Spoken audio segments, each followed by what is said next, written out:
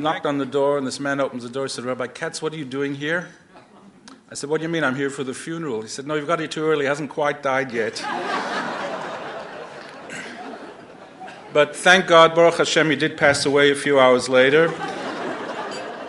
And I have to tell you, I came to conduct this funeral, and I did not know this person at all, and I didn't know what to do. And I was on the way into the cemetery. I was asking people, is there something nice that you can tell me to say at the funeral, something nice I can say about the deceased? And I was getting very strange looks from everybody, these blank stares. I was getting rather concerned, and then I was already inside the cemetery, and I asked a few more people, can somebody tell me something nice I can say here at the funeral? And everybody sort of shaking their head.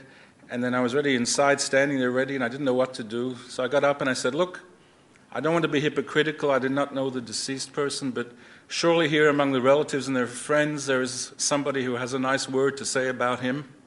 And finally, this guy got up and he said, yes, his brother was a bigger ganav.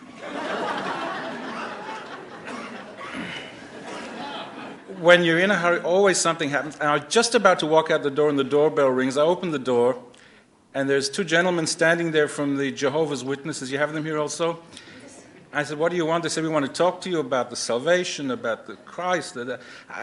My first inclination was to slam the door in their face, but after all, I'm a rabbi. I didn't think it was the right thing to do. We have to show ecumenity and so on. So I invited them in, and I sat them down and made them a cup of tea, made some small talk. And, it was another 20 minutes went by. And I said, look, gentlemen, really, I do have a plane to catch. What was it you wanted to talk to me about? And they looked at each other, and one of them said, we don't know, actually. We never got this far before. So, and I'm just about to go out the door again, already running late for the airport, and the doorbell rings again. I open the door. Who's standing there? Shock of shocks, my mother-in-law from Florida. My mother-in-law standing there, totally unexpected, with 2 suitcases. I said to her, what a surprise. I wasn't expecting you at all. I said, how long are you planning to stay? She said, as long as you're happy to have me.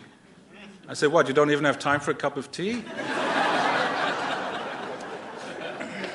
went up to the man and I said to him, tell me, what is the secret? You're married 50 years to the same woman, and you look so wonderful, and you look healthier than me.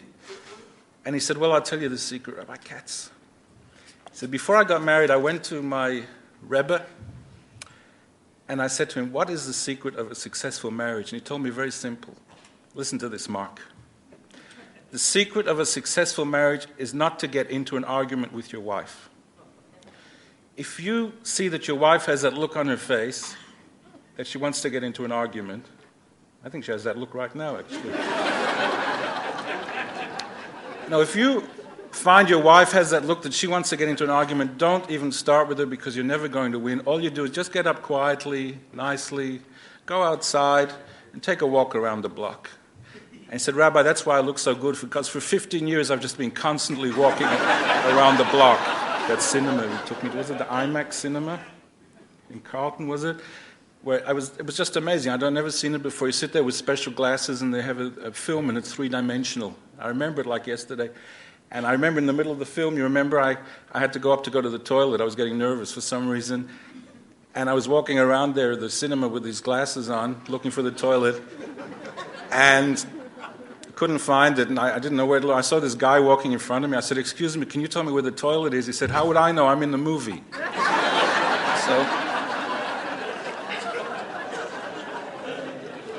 And the worst thing would be, I remember when you'd go to a chasana, to a wedding, and everybody coming up to you and they'd say, you're next, Mita Shimbadi, you're next.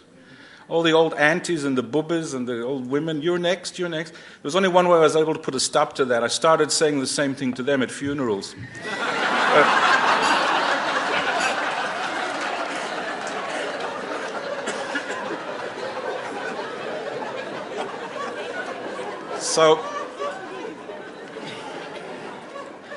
So anyway, my daughter is marrying this young man, and it's a little bit of a problem, because he is, being a Buddhist, and that he is a strict vegetarian. He's very strict. He's a glut vegetarian. That he's a vegan. You know what a vegan is? He won't eat fish or dairy products. He won't even sit on a leather chair.